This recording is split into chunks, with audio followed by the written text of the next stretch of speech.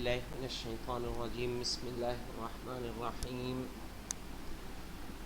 الفصل الخامس تھی ہماری کتاب التبصرہ میں، تبصرۃ المتعلمین میں ہم پڑھ رہے تھے فصل خامس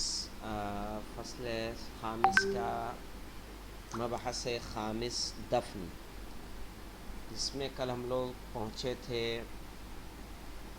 کہ واللحد افضل من الشق بقدر ما یجلس فیہ الجالس۔ اب اس کے بعد ہے ہمارے پاس، دیکھیں ہم مستحبات کی بحث پڑھ رہے ہیں۔ ان مستحبات میں یہیں تک ہوا تھا نا بیٹا، کہہ رہے ہیں والذکر عند تناولہ وعند وضعہ فی اللحد، وعلیکم السلام، اور ذکر کرنا عند تناولہ یا تناول المیت، کرسی در کر دو بیٹا، عند تناول المیت، میت کو یعنی قبر میں اتارنا، وعند وضعہ فی اللحد یا میت کو لحد میں رکھتے وقت کیا کرنا، ذکر کرنا، یعنی لا الہ الا اللہ، ٹھیک ہے، انا للہ و انا الیہ راجعون، استغفر اللہ، کوئی بھی ذکر اس وقت انسان کرے۔ یہ مستحب ہے کہ جب میت کو قبر میں اتار رہا ہو تو ذکر کیا جائے، یا جب لحد میں رکھ رہا ہو تب اس وقت ذکر کیا جائے۔ والتحفی، اور کیا مستحب ہے کہ تحفی، جو انسان دفن کر رہا ہے وہ کیا ہو، ننگے پیر ہو۔ تحفی سے کیا مراد ہے، ننگے پیر ہونا، بنا جوتوں کے ہونا۔ بشر حافی کا واقعہ یاد ہے کہ نہیں یاد ہے؟ بشر حافی کو اسی لیے کہا جاتا ہے کہ وہ امام کی تلاش میں بنا چپل پہنے نکل آئے تھے، اور اسی طرح انہوں نے جب تک زندہ رہے توبہ کرنے کے بعد کبھی چپل نہیں پہنی، اس لیے حافی والتحفی، ٹھیک ہے، اور ننگے پیر رہنا۔ یہاں پہ 4 نمبر کا حاشیہ ہے، 4 نمبر کے حاشیے پہ ہم جا کے دیکھیں گے، کہہ رہے ہیں ان یکون المتلقی للمیت، کہ جو متلقی للمیت، متلقی اس کو کہیں گے کہ جو انسان قبر میں اترا ہوا ہے اور میت کو پکڑ رہا ہے، جو انسان قبر میں اترا ہے اور میت کو پکڑ رہا ہے، متلقی۔ تو دیکھیے متلقی یعنی جو قبر میں انسان اترا ہوا ہے اور جنازے کو پکڑ رہا ہے، ان یکون المتلقی للمیت، یعنی میت کو لینے والا فی القبر، قبر میں، حافیان، ننگے پیر ہو، غیر منتعل، اور بنا نعل کے ہو، یعنی بنا جوتے یا چپل کے ہو۔ تو یہ کیا ہے، مستحبات دفن میں سے ہے۔ والتحفی وحل الازرار، اور صرف تحفی کافی نہیں ہے بلکہ حل الازرار، ازرار زر کی جمع ہے، زر کہتے ہیں بٹن کو، کہ جو انسان دفن کرانے کے لیے اترا ہوا ہے وہ کیا کرے، اپنے بٹن کو کھول دے، اوپر کے بٹن اس کے کھلے رہیں، مستحب ہے۔ وکشف الرأس، اور سر کھلا رہے، کیپ نہ لگی ہو، ٹوپی نہ پہنے ہوئے ہو، مستحب ہے۔ وحل عقد الاکفان، اور اسی طرح سے کیا کرے، کفن کی گانٹھیں، عقد کہتے ہیں کس کو، گانٹھ کو، وحل عقد الاکفان، کفن کی گانٹھوں کا کھولنا، حل کرنا یعنی کھولنا۔ ووضع خدہ، یعنی خد المیت، ہاں کہاں جائے گا، میت کی طرف، ووضع خدہ علی التراب، اور میت کے گال کو رکھا جائے، مستحب ہے کس پر، مٹی پر، مٹی کے ڈلے پر۔ ووضع شیء من التربۃ، اور کچھ رکھنا، من التربۃ، یعنی تربت کس کو کہیں گے، یعنی تربہ حسینیہ، خاک شفا، اور مستحب ہے تھوڑی سی رکھنا، من التربۃ الحسینیہ، خاک شفا سے، معہ یعنی مع المیت، ہاں کہا جائے گا، میت کی طرف، ٹھیک ہے، میت کے ساتھ کچھ خاک شفا کا رکھنا مستحب ہے۔ وَتَلْقِينُهُ الشَّهَادَتَيْن، اور 2 شہادتوں کا دینا بھی کیا ہے؟ مستحب ہے۔ یعنی کون کون سی؟ ایک لا الہ الا اللہ اور دوسری محمد الرسول اللہ۔ والاقرار بالائمۃ علیہم السلام، اور اسی طرح سے ائمہ کے امامت کا اقرار کرنا کہ وہ سارے کے سارے امام ہیں، یعنی 12 اماموں کی تلقین کرنا۔ وشرج اللبن، شرج کہتے ہیں، لبن کہتے ہیں کچی اینٹوں کو، لبن یعنی کچی اینٹیں، شرج کہتے ہیں ان کو جوڑنا۔ وشرج اللبن، اور کچی اینٹوں سے قبر کا جوڑنا مستحب ہے۔ 5 نمبر کے حاشیے پہ ہم آتے ہیں، یہاں 5 نمبر لکھا ہوا ہے، کیا کہہ رہے ہیں دیکھیے، ای ینضدھا بالطین، ٹھیک ہے، وشبہہ، طین کہیں گے مٹی کو، وشبہہ یا اس کے جیسی چیز، یعنی کچی اینٹیں، کچی مٹی کی جو اینٹ ہوتی ہے، ینضدھا اس کو جوڑے، ٹھیک ہے، بحیث لو احالوا علیہ التراب لم تصل، اس طریقے سے جوڑے کہ جب اس پہ مٹی ڈالی جائے تو مٹی جسم تک نہ پہنچے۔ الیہ اذ لا یکرہ الاحالۃ لکل احد، ٹھیک ہے، تو اگر اس طرح سے رہے گا تو پھر احالہ تراب مکروہ نہیں ہوگی، ورنہ کیا ہے، کچھ قومیں ایسی ہیں کہ جو دفن کرتی ہیں، دفن کرنے میں یہیں اپنے کانودر میں بھی موجود ہیں کہ جو جونی جماعت کے افراد ہیں وہ دفن کرتے ہیں، تو دفن کرنے میں کیا کوئی پٹرا یا کوئی چیز یوز نہیں کرتے، بس قبر کھودی، میت کو نیچے اتارا، اوپر سے کیا کرتے ہیں؟ مٹی ڈال دیتے ہیں۔ تو کہہ رہے ہیں شرج اللبن، اینٹوں سے قبر کا بنانا مستحب ہے۔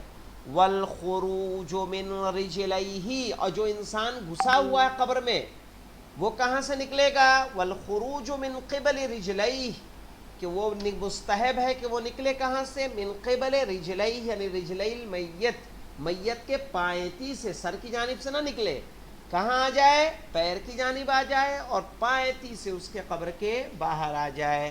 وَإِحَالَةُ الْحَاضِرِينَ، احالہ کہتے ہیں مٹی کا ڈالنا۔ وَإِحَالَةُ الْحَاضِرِينَ التُّرَابَ، حاضرین کا مٹی ڈالنا۔ بِظُهُورِ الْأَكُفِّ، کف کہتے ہیں ہتھیلی کو، کف کس کو کہیں گے؟ ہتھیلی۔ بِظُهُورِ الْأَكُفِّ، یعنی ہتھیلیوں کے ظاہری حصے سے، اوپر کے حصے سے مٹی کا ڈالنا کیا ہے؟ مستحب ہے۔ وَطَمُّ الْقَبْرِ، اور مٹی کا، قبر کا پر کرنا، بھر دینا، یہ مستحب ہے کہ جب انسان تمام چیزیں رکھ لے جس سے مٹی اس تک نہ پہنچے تو لوگ پہلے مٹی ڈالیں اور مٹی ڈالنے کے بعد قبر کو مٹی سے بھر دیا جائے، ٹھیک ہے۔ وَتَرْبِيعُهُ، تربیعُهُ یعنی تربیع القبر، تربیع سے کیا مراد ہے؟ یعنی قبر کا یعنی اسکوائر میں بنانا، ٹھیک ہے، یعنی کیا مطلب کہ اس کو ہم ویسا نہ بنائیں، سرکل میں نہ بنائیں، ٹرائنگولر نہ بنائیں، بلکہ جیسے اسکوائر ہوتا ہے نا، یعنی تربیعُهُ 4 کونے والا، چاہے وہ اسکوائر میں ہو یا ریکٹینگل میں ہو، سرکل نہیں ہونا چاہیے، ٹرائنگولر نہیں ہونا چاہیے۔ کہہ رہے ہیں وَتَرْبِيعُهُ، اور ایسا کہ جو 4 کونے والا ہو، تربیع القبر مستحب ہے۔ وَصَبُّ الْمَاءِ عَلَيْهِ دَوْرًا، اور پانی کا ڈالنا چاروں طرف سے، مستحب ہے کہ قبر کو جب مٹی دے دی جائے تو ایک پانی آپ ایک جگہ نہ ڈالیں بلکہ دورن یعنی چاروں بازو، چاروں طرف آپ ٹہلتے رہیں، جاتے رہیں اور تھوڑا تھوڑا پانی گراتے رہیں۔ وَوَضْعُ الْيَدِ عَلَيْهِ، اور ہاتھ کا رکھنا، علیہ یعنی علی القبر، قبر پر ہاتھ کا رکھنا جب قبر بند ہو جائے۔ وَالتَّرَحُّمْ، اور ترحم کرنا، یعنی ترحم سے مراد ہے کہ طلب رحمت کرنا، کس پر؟ میت کے لیے، ٹھیک ہے، جو ہم کیا کرتے ہیں 7 مرتبہ انا انزلنا پڑھتے ہیں۔ وتلقین الولی، اور ولی کا تلقین پڑھنا، یا ولی جس کو اجازت دے رہا ہے وہ تلقین پڑھے گا، وتلقین الولی بعد الانصراف، اور جو حاضرین آئے ہیں ان کے جانے کے بعد کیا کرے گا، ولی یا ولی نے جس کو اجازت دی ہے وہ تلقین پڑھے۔ تلقین میں کیا ہوتا ہے، شہادتین کی گواہی ہوتی ہے، ائمہ کا اقرار ہوتا ہے، جنت و جہنم کا اقرار ہوتا ہے، یوم قیامت کا اقرار ہوتا ہے۔ دو مرتبہ پڑھتے ہیں نا، ایک مرتبہ پہلے اور ہاں، ایک مرتبہ جب قبر میں اتارتے ہیں تب ہم اس کی تلقین پڑھتے ہیں، اور دوسری مرتبہ دفن کے بعد جب لوگ 40 قدم دور چلے جاتے ہیں تب اس کے سرہانے بیٹھ کے ہم تلقین پڑھتے ہیں۔ تلقین میں کیا کیا آتا ہے، تلقین میں تو پہلے بلند آواز سے اس کا نام لیا جاتا ہے کہ یا فلاں ابن فلاں، ٹھیک ہے، بس اسمع افہم، بلند آواز سے یہ کہنا ہے 3 مرتبہ، اور اس کے بعد باقاعدہ اس کو بولنا اللہ ربک و محمد النبیک والاسلام دینک والقرآن کتابک وعلی امامک والحسن امامک، یعنی پورے 12 اماموں کی اس کو تلقین کرنی ہے۔ اور جب 12 اماموں کی تلقین کر لیں گے تو کہیں گے افہمت یا فلان، افہمت یا فلان، 3 مرتبہ اس کو کہیں گے، اور لاسٹ میں کہتے ہیں ثبتک اللہ بالقول ثابت وہداک اللہ الی صراط مستقیم، عرف اللہ بینک و بین اولیائک فی مستقر من رحمتہ، اللہم جاف العرض عن جنبیہ وصعد بروحہ الیک ولقہ منک برہانا، اللہم عفوک عفوک۔ یہ ایک مختصر میں نے آپ کو بتایا، ورنہ تلقین تھوڑی لمبی ہے کہ جو اس کی قبر پر پڑھی جاتی ہے۔ اب یہاں تک دیکھیے کوئی ایسی بات ہے جو واضح نہ ہوئی ہو آپ کی؟ ایک مرتبہ عبارت کو خود دیکھ لیجئے۔ پڑھتے ہیں، اس کا فائدہ کیا ہے؟ اس کا فائدہ عذاب قبر میں تخفیف ہے۔ سورہ قدر کی فضیلت سب سے زیادہ ہے، کم نہیں ہے۔ اس کے فضائل جب آپ انشاءاللہ تفسیر میں کون کون سے سورہ ابھی پڑھ، جناب ابھی تو یہ والی نہیں آئی ہے۔ ہاں تو آ جائے گی انشاءاللہ، پریشان نہ ہو۔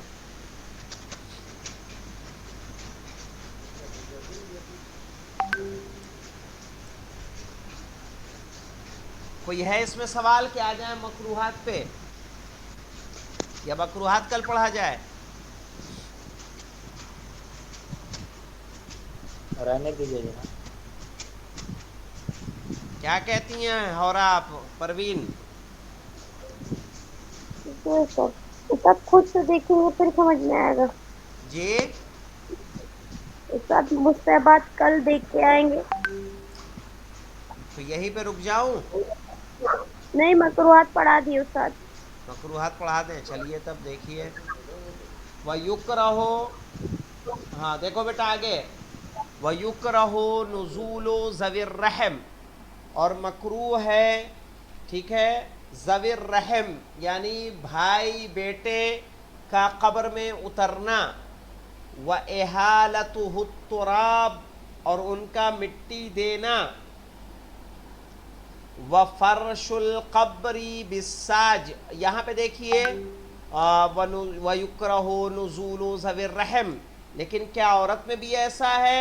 کہا نہیں، عورت میں کون اترے گا؟ عورت میں اس کے محرم ہی اتریں گے، ٹھیک ہے، جو محرم ہوں گے، تو اس کے علاوہ کوئی اور نہ اترے، وہ بہتر ہے۔ کہہ رہے وہ مکروہ ہے کہ ذوی الرحم، ٹھیک ہے، کہ باپ کی میت ہے، بیٹا قبر میں اترے اور باپ کے جنازے کو قبر میں لے، تو یہ مکروہ ہے، وہ مٹی دے مکروہ ہے، یا باپ ہے اس کا بیٹا ہے دفن ہو رہا ہے تو وہ بھی مکروہات میں آئے گا۔ وَإِحَالَتُهُ التُّرَابِ، اور اس کا مٹی دینا، احالتہ یعنی احالت ذوی الارحام، ٹھیک ہے، جو ارحام ہیں، ٹھیک ہے، ان کا مٹی دینا میت کو، وفرش القبر بالساج، ٹھیک ہے، اور قبر کا بنانا ساج کے ذریعے۔ ساج ایک مضبوط لکڑی ہوتی ہے، ٹھیک ہے، ایک مضبوط لکڑی، من غیر حاجت، بنا حاجت کے۔ اگر ایسی حاجت ہے کہ ساج کا لگانا ضروری ہے، کیونکہ اگر نہیں لگائیں گے تو حشرات وغیرہ کھا جائیں گے، درندے کھا جائیں گے، تب مکروہ نہیں ہوگا، اس مضبوط لکڑی کا استعمال جائز ہوگا، ورنہ تو اس لکڑی کا استعمال مکروہ ہے۔ وَتَجْصِيصُهُ، تجصیص یعنی قبر کا بنانا جس کے ذریعے، جس کہتے ہیں جو چونے اور دوسری چیزوں سے ملا کے جو پہلے چونا کاری ہوتی تھی، یعنی پکا قبر کا بنانا، ٹھیک ہے۔ وَتَجْصِيصُهُ، اور تجصیص القبر، اور مکروہ ہے قبر کو پکا بنانا۔ وَتَجْدِيدُهُ، اور اسی طرح قبر اگر خراب ہو جائے، ٹھیک ہے، بوسیدہ ہو جائے، تو اس کی تجدید کرنا بھی مکروہ ہے۔ آئی سمجھ میں؟ سوائے یہ کہ وہ قبر کس کی ہو، انبیاء کی ہو، ائمہ کی ہو، صلحاء کی ہو، علماء کی ہو، تب اس کی تجدید مکروہ نہیں ہے، لیکن عام قبروں کی تجدید مکروہ ہے۔ وَدَفْنُ مَيِّتَيْنِ فِي قَبْرِ وَاحِدٍ، اور ایک قبر میں دو میتوں کا دفن کرنا بھی کیا ہے؟ مکروہ ہے۔ وَدَفْنُ مَيِّتَيْنِ، دو میتوں کا دفن کرنا، فی قبر واحد، ایک قبر میں۔ وَنَقْلُهُ، ہو کہاں چلا جائے گا؟ یعنی نقل المیت، میت کا منتقل کرنا، جیسے موت یہاں ہوئی اور اسے کہیں اور لے جانا مکروہ ہے۔ اِلی غیر المشاہد، سوائے یہ کہ جو ہم منتقل کر رہے ہوں مشاہد مقدسہ، مشاہد سے مراد ہے کہ اگر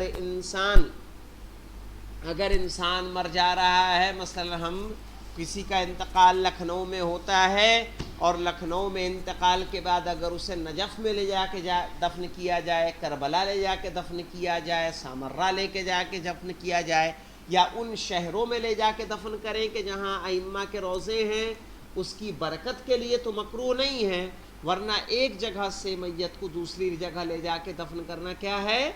مکروہ ہے۔ وَنَقْلُهُ، یعنی نقل المیت، اِلی غیر المشاہد، مشاہد سے مراد مشاہد مقدسہ، وہ جگہیں کہ جہاں پہ روضے ائمہ یا اولاد ائمہ ہیں۔ کہہ رہے وَالْمَيَّتُ فِي الْبَحْرِ يُثْقَلُ وَيُرْمَى فِيهِ، اور میت سمندر میں، آپ سمندری سفر کر رہے ہیں اور سمندری سفر کرتے ہوئے کسی کی موت واقع ہو جاتی ہے، تو اس کو کہاں دفن کریں گے؟ وہاں زمین تو ہے نہیں، تو پھر کیا کیا جائے گا؟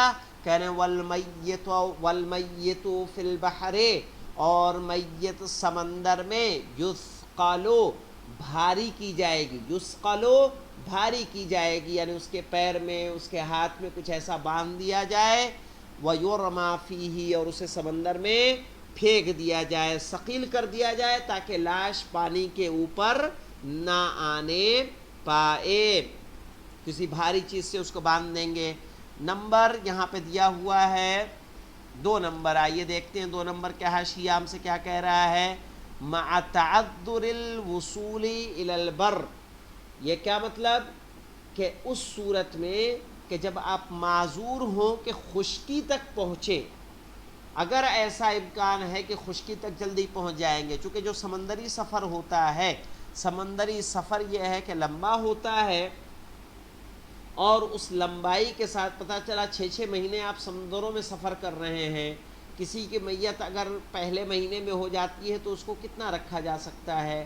تو اس صورت میں آپ کیا کریں گے؟ اس کو کسی بھاری چیز میں باندھ کے اور سمندر میں ڈال دیں گے۔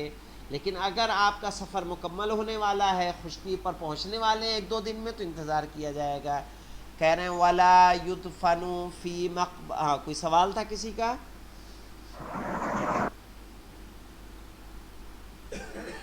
چلیے دیکھیے، وَلَا يُدْفَنُ فِي مَقْبَرَةِ الْمُسْلِمِينَ غَيْرُهُمْ، غیرہم سے یہاں مراد ہم کہاں چلا جائے گا؟ یعنی غیر المسلمین۔ وَلَا يُدْفَنُ، اور دفن نہیں کیا جائے گا، فی مقبرۃ المسلمین، مسلمانوں کے قبرستان میں، غیرہم یعنی غیر المسلمین، مسلمانوں کے قبرستان میں غیر مسلمان دفن نہیں کیے جائیں گے، الا الذمیتا، سوائے یہ کہ ذمی خاتون ہو، ایک ایسی خاتون جو کافر ذمی ہو، کافر ذمی الحامل من المسلم، کہ جو حاملہ ہوئی ہو کس سے؟ مسلمان سے، ٹھیک ہے؟ مثلا عیسائی ہے اور عیسائی سے مسلمان نے شادی کی ہے تو وہ ذمی ہے، اور ایسی صورت میں وہ حامل ہے مسلمان سے، فیستدبر بها القبلہ، تو اس کو، جیسے مسلمان ہے تو مسلمان کا چہرہ پیٹ کدھر رہے گا؟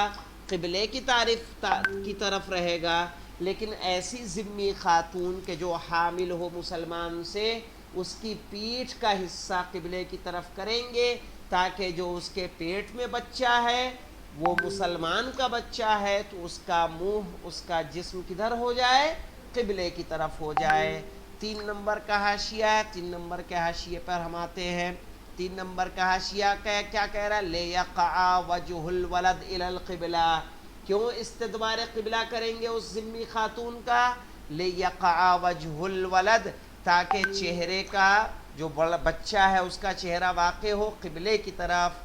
لما هو الغالب فی وضع الجنین فی بطن امہ، لما هو الغالب، جیسا کہ عام طور پر ہے، غالب یہ ہے، فی وضع الجنین، بچے کی وضع میں، فی بطن امہ، کہ اپنے ماں کے پیٹ میں، ان یکون وجہہ الی ظہر امہ، عام طور پر کیا ہوتا ہے کہ جب بچہ ماں کے پیٹ میں ہوتا ہے تو بچے کا چہرہ اور اگلا حصہ کدھر ہوتا ہے؟ ماں کے پیٹ کی طرف ہوتا ہے، ماں کی پیٹھ کی طرف ہوتا ہے۔ تو جب ماں کی پیٹھ کی طرف ہوتا ہے تو اس صورت میں جو ذمی خاتون ہوگی، اس ذمی خاتون کو استدبار قبلہ کرائیں گے۔